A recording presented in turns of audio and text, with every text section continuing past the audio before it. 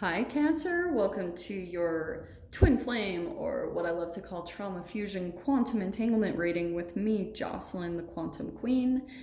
This is for Cancer, Sun, Moon, or Rising, and as always, welcome to my cross watchers. Cross watcher, you could be dealing with a Cancer, and the message could actually be for you. So feel free to take it however it resonates with you in your situation.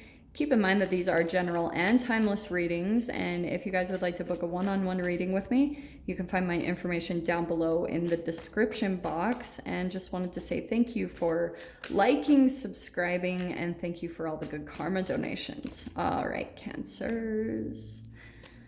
Are you ready? Okay. Let's see what will come out for you guys. Maybe.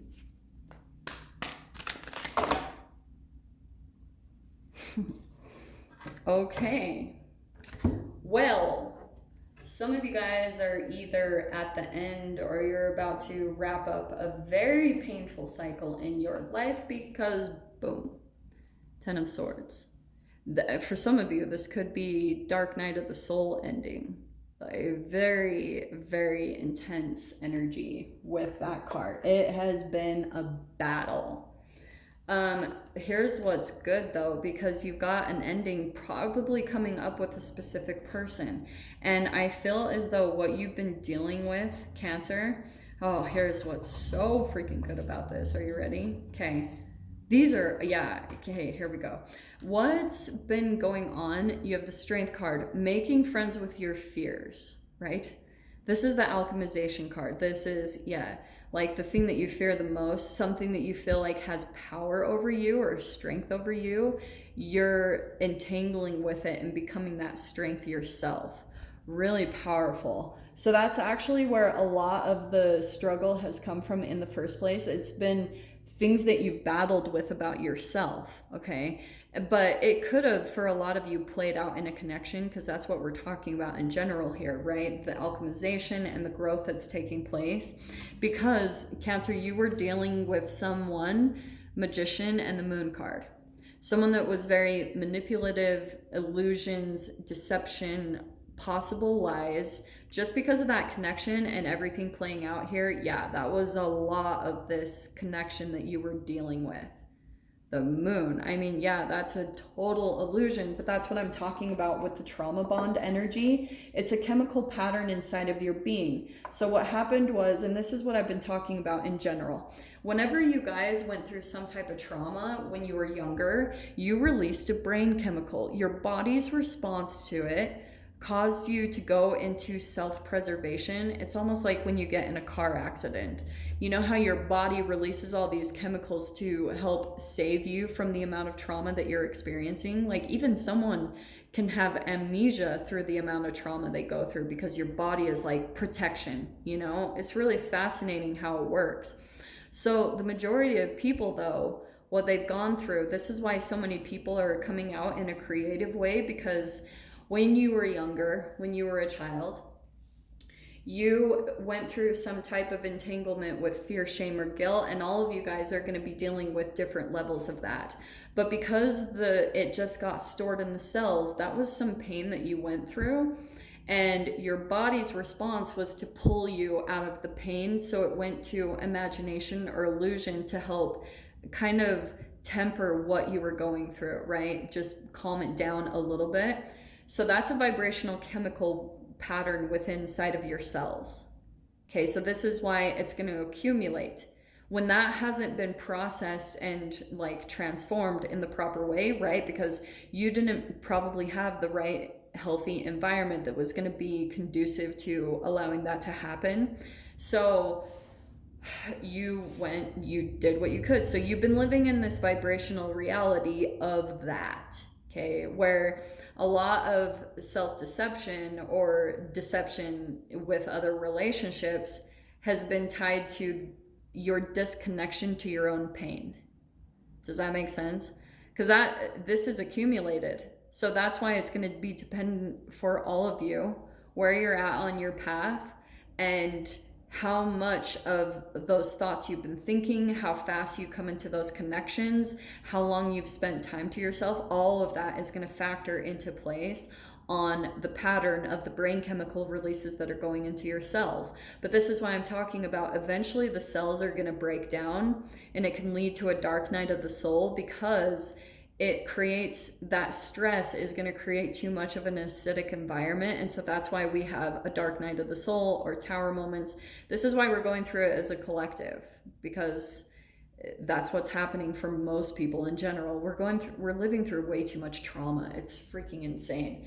So that's pretty much what I wanted to talk about. So with this connection, it was really painful because, again, there's a part of the moon is the subconscious mind. It's that vibrational programming at the core of you. So what's coming out for you, the strength and the transformation that's taking place, Cancer, is 9 of Pentacles, freedom, opening the doors to freedom, independence, breaking free from restriction, and it's a lot of hard work. So this is where the payout begins, is from you stepping into the doors of maybe even making money from your gifts, talents, and abilities.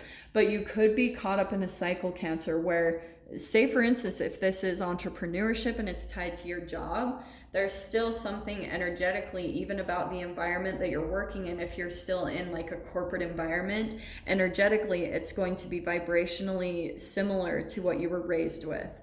So you'll see patterns in it. You can almost predict them at times, because you'll see, yeah, like here it goes again. There's a scapegoat part of the company, you know, people that aren't as good. There's the golden children, all that crap. So that's what's happening. And that's why I was saying 9 of Pentacles, this is what's going to bring a lot of stability into your life, is working on your material, the resources.